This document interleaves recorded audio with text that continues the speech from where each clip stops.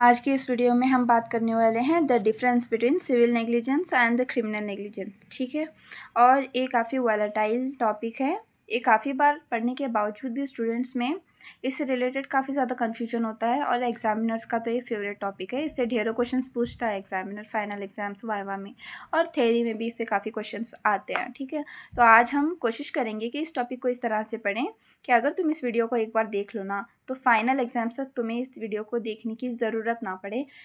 तुम पूरी तरह से परफेक्ट हो जाओ सिविल नेग्लिजेंस और क्रिमिनल नेग्लिजेंस के बीच में डिफरेंस की। ठीक है, रात में भी उठा के कोई पूछ ले तो तुम बता दो। ठीक है, मेरी कोशिश ये रहेगी, तो वीडियो को एंड तक ज़रूर देखिएगा। ठीक है, फिर शुरू करते हैं सिविल नेग्लिजेंस और क्रिमिनल नेग्लिजेंस के बीच में डिफरेंस की। सबसे पहले आता है offence. In civil negligence no specific and clear violations of law need to be proved. यहाँ पे कोई लॉ को वायले अगर तुमने कोई लॉ को ब्रेक किया है, ये प्रूव करने की ज़रूरत नहीं है यहाँ पे। ठीक है, किसी मेजर लॉ को ब्रेक करने की तुम्हें ज़रूरत नहीं है। ब्रेक किए बगैर भी तुम पर सिविल नेग्लिजेंसी का केस हो सकता है। लेकिन क्रिमिनल नेग्लिजेंसी में must have specially involved a particular criminal law in question. ठीक है, तुम्हें किसी क्रिमिनल लॉ को यहाँ पे अगर कोई व्यक्ति क्रिमिनल लॉ को वायलेट करता है तभी वो क्रिमिनल नेग्लिजेंसी के अंडर फिट होता है। फिर आता है नेग्लिजेंसी। यहाँ पे नेग्लिजेंसी क्या नेग्लिजेंसी हुई है डॉक्टर से? यहाँ पे simple absence of care and skill है, जो कि सिविल नेग्लिजेंसी में आती है। फॉर एग्जांपल, कोई पोस्ट ऑपरेटिव पेशेंट है और तुम्हें उसके वाइटल्स चेक करने थे, तुम्हें उससे ड्रग इंड्यूस करने थे, लेकिन तुमने प्रॉपर टाइम पे नहीं किए, जिसकी वजह से पेशेंट्स को इन्फेक्शन हुआ। ठीक है, तो ये क्या हुआ कि negligency, lack of care and skills की वजह से हुआ। ठीक है ना, तो ये आता है सिविल नेग्लिजेंसी के अंडर। और यहाँ पे ग्रॉस नेग्लिजेंस, इनअटेंशन और लैक ऑफ कॉम्पिटेंसी। यहाँ पे क्या हो रहा है? फॉर एग्जाम्पल, यहाँ पे ग्रॉस नेग्लिजेंसी हो रही है, कोई माइनर मिस्टेक नहीं हो रही डॉक्टर से, ग्रॉस नेग्लिजेंसी हो रही है जो कि लैक ऑफ कॉम्पिटेंसी की वजह से हो रही है। पेशेंट कॉम्पिटेंट नहीं है भाई। ठीक है, यहाँ पे फॉर एग्जाम्पल, अगर कोई पेशेंट है जिसके राइट आई की सर्जरी करनी है, ठीक है, कैटरैक्ट है राइट आई में, और डॉक्टर क्या कर रहा है?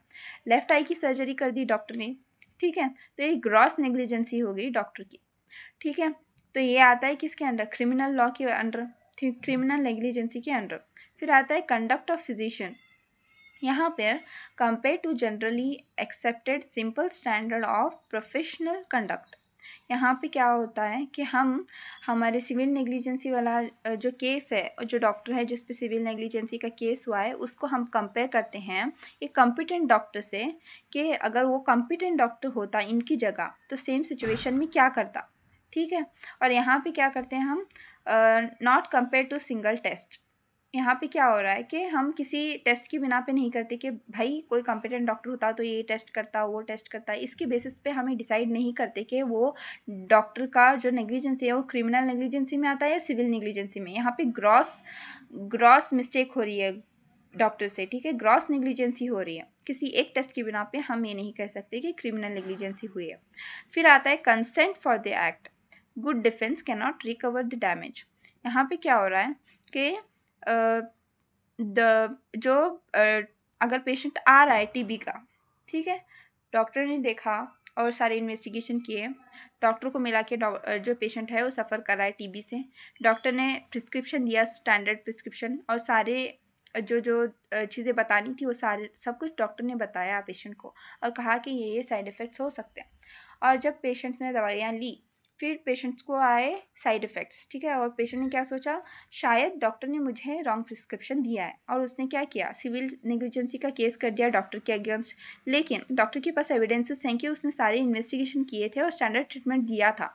तो ये क्या प्रूव करता है कि वो डॉक्टर सिविल नेग्लिजेंसी के अंडर नहीं आता। ठीक है, और जो cannot recover the damage means जो कंपनसेशन पेशेंट को मिलना चाहिए था वो नहीं मिलेगा इस केसेस में। ठीक है, और अगर डॉक्टर फेल करता है कि उसने रॉन्ग प्रिस्क्रिप्शन दे दी, टीबी के लिए जो प्रिस्क्रिप्शन देना था वो नहीं दी, तो फिर यहाँ पे कंपनसेशन करना पड़ेगा डॉक्टर को सिविल नेग्लिजेंसी के अंडर। ठीक है, फिर आता है not a defence can be prosecuted. यहाँ पे क्या हो रहा है कि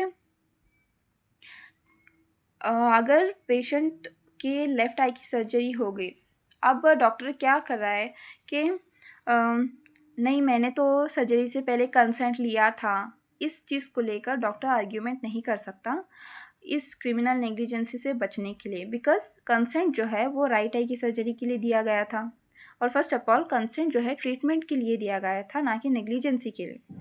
ठीक है, तो वो इस बहाने को लेकर क्या कर सकता, क्रिमिनल नेग्लिजेंसी से बच नहीं सकता। फिर आता है लिटिगेशन। यहाँ पे किन किन पार्टीज़ के बीच में हो रही है, यहाँ पे दो पार्टीज़ के बीच में हो रही है, पेशेंट और डॉक्टर या फिर पेशेंट और हॉस्पिटल के बीच में जो है आर्ग्यूमेंट हो रही है, सिविल केस चल रहा है। लेकिन यहाँ पे बिटवीन स्टेट एंड डॉक्टर जो है केस चलता है। क्यों?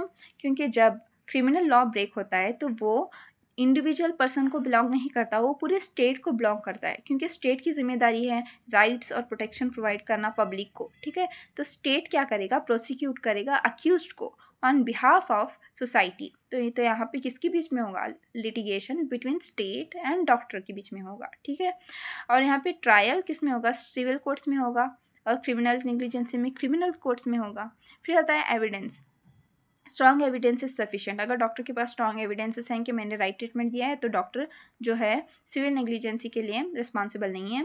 और अगर पेशेंट के पास स्ट्रॉन्ग एविडेंसेस हैं कि भाई डॉक्टर ने जो प्रिस्क्रिप्शन दिया है वो रॉन्ग है, तो फिर डॉक्टर जो है रिस्पॉन्सिबल है सिविल नेग्लिजेंसी के लिए। ठीक है, जिसकी स्ट्रॉन्ग एविडेंस होगी वो वहाँ पे जीत जाएगा इस केसेस में। फिर आता है guilt should be proved beyond reasonable doubt. अब यहाँ पे सिविल नेग्लिजेंसी के लिए आर्ग्यूमेंट की जगह नहीं होनी चाहिए कि हाँ भाई शायद डॉक्टर की गलती है, नहीं है।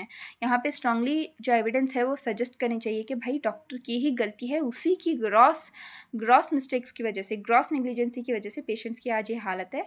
ये जो है डाउट की कोई गुंजाइश ही नहीं। यहाँ पे इस तरह का सबूत होना चाहिए कि क्लियरली जो पेशेंट की जो डॉक्टर की गलती है वो प्रूव होनी चाहिए।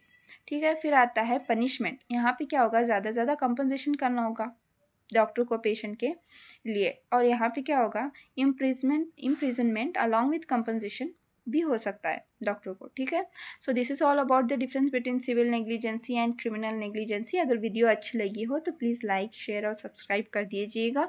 ठीक है, कमेंट कीजिएगा कि वीडियो कैसी लगी है। Thank you so much.